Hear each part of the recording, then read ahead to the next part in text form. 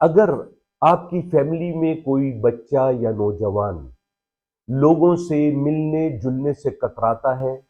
زیادہ تر تنہائی پسند رہتا ہے،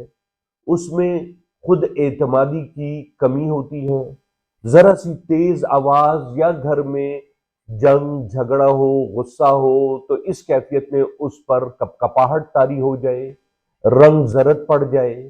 اور اسی طریقے سے لوگوں کے سامنے یا محفل میں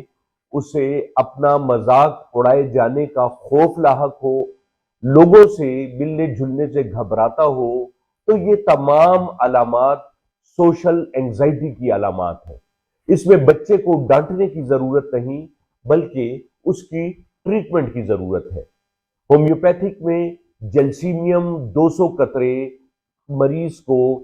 سوشل انگزائٹی کی اس کنڈیشن سے واپس نکال سکتے ہیں۔